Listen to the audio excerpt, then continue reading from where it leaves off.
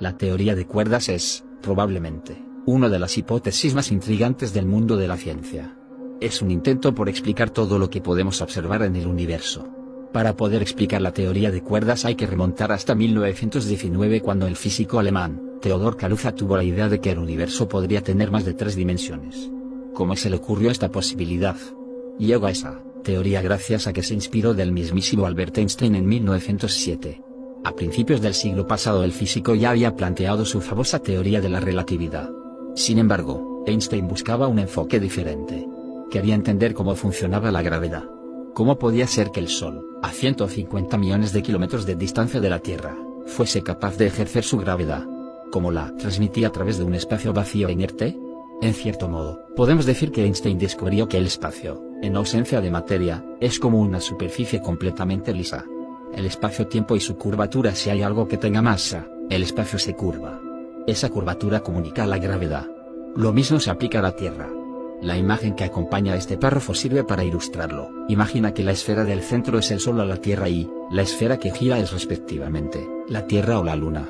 Es la curvatura del espacio lo que hace que el objeto se mueva a su alrededor, como si siguiese el camino a través de un valle.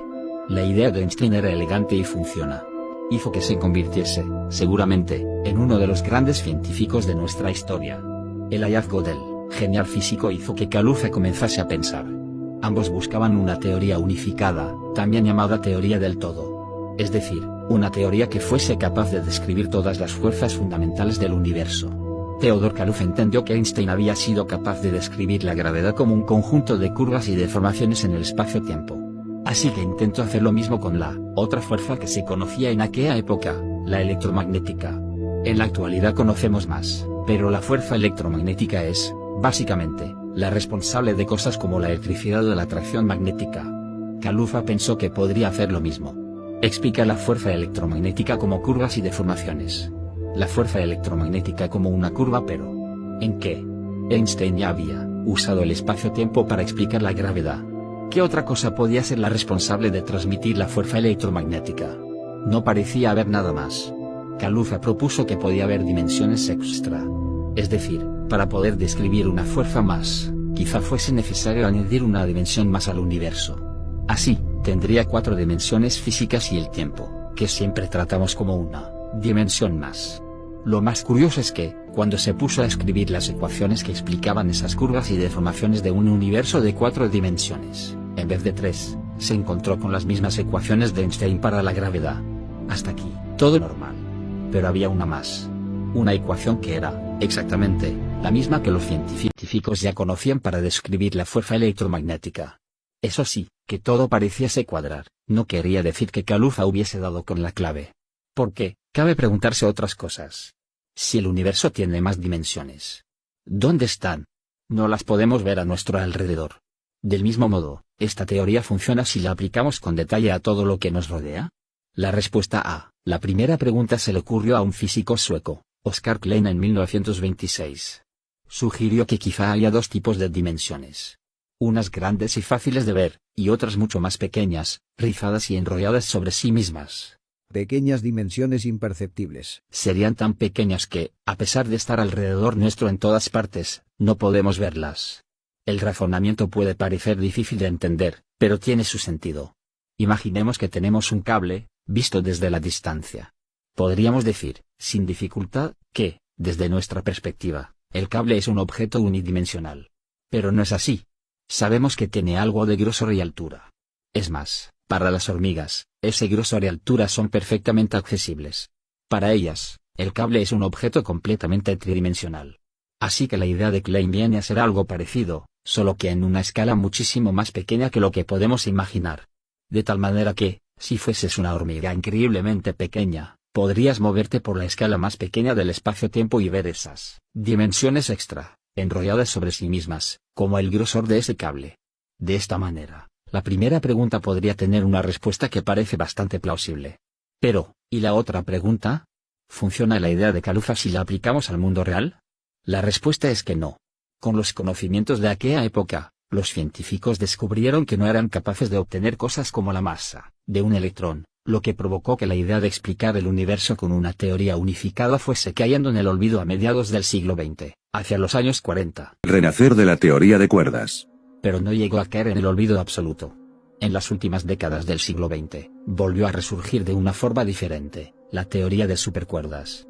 La teoría de supercuerdas va un paso más allá de lo que pensaba Kaluza. Los científicos de nuestra época se hicieron una pregunta relativamente simple. ¿Cuál es el elemento más pequeño e indivisible, que compone el mundo que nos rodea? Imaginemos que tenemos una pelota de fútbol.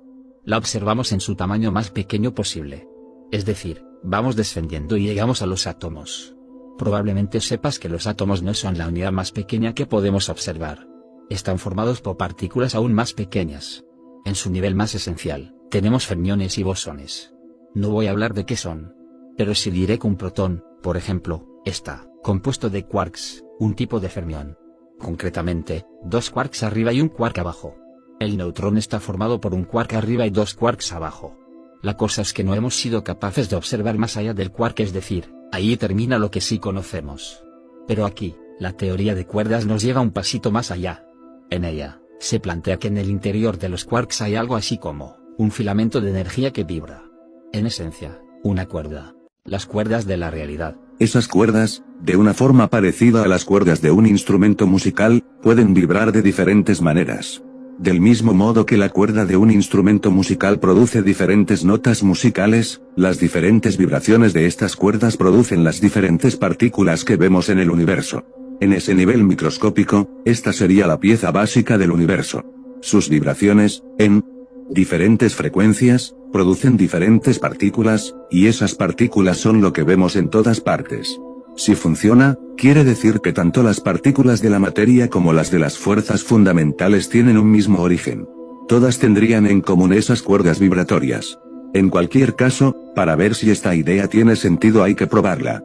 Las matemáticas de esta teoría de supercuerdas no funcionan en un universo con 3 dimensiones. Tampoco con 4, como el que planteaba Kaluza. Ni con 5, ni 6, ni 7. Hay que subir hasta las 10 dimensiones físicas, y una temporal. Es el único universo en el que funciona. El mundo de las dimensiones extra. ¿Qué propósito podrían tener esas dimensiones extra? Científicos creen que esas dimensiones extra podrían ser una respuesta. Podemos decir que nuestro universo se rige por varios números. Cosas como la masa de una partícula, la fuerza de la gravedad, la velocidad de la luz. Hemos medido todos esos números con gran precisión. Pero, ¿por qué tienen esos valores exactamente? ¿Por qué la luz viaja a casi 300.000 km/s? ¿Y por qué la gravedad tiene esa intensidad? Esas dimensiones extra, y la forma que tuviesen, si es que existen, podrían determinar cómo vibran las cuerdas de esta teoría. Si fuese así, la forma del universo, sumando todas esas dimensiones, es la que nos diría por qué es como es. Es una pregunta muy importante. Imagina que tuviésemos una máquina en la que ajustar todos esos parámetros. Cambiar cualquiera de esos valores, por poco que sea, nos lleva a un universo en el que, probablemente, no existiría la vida. Es sorprendentemente fácil, con tocar un poco esos valores, producir un universo absolutamente incompatible con la vida. Quizá, incluso incompatible con su propio funcionamiento, un universo que nunca llegase a tener un Big Bang, por ejemplo. La llave a lo que no podemos explicar. La teoría de cuerdas nos dejaría explicar cosas como qué pasa en la singularidad de un agujero negro. También nos dejaría explicar qué sucedió antes del Big Bang. La teoría de cuerdas plantea que pudo ser el resultado de una colisión o fisión de universos. Eso abre la puerta a la existencia del multiverso. La teoría de cuerdas podría permitirnos cosas como usar un agujero de gusano para viajar a otros universos. ¿Cómo sabemos si la teoría funciona? El Gran Colisionador de Hadrones, en Suiza, podría darnos la respuesta. La esperanza de los físicos es que, allí, donde se hace colisionar dos haces de protones con una energía altísima, se puede observar qué sucede cuando se libera. Si hacernos chocar dos haces con gran energía, moviéndose casi a la velocidad de la luz, y la medimos, podemos comparar la energía antes y después de la colisión. En busca de la señal de la teoría de cuerdas, si después de la colisión resulta que tenemos menos energía de la que había antes de la colisión, la conclusión es que parte de esa energía habría escapado a esas dimensiones extra. De momento, no se ha observado ese resultado. No quiere decir que la teoría de cuerdas esté descartada, ni mucho menos. Quizá no hayamos usado toda la energía necesaria para provocar ese fenómeno. Quizá suceda solo en colisiones con más energía.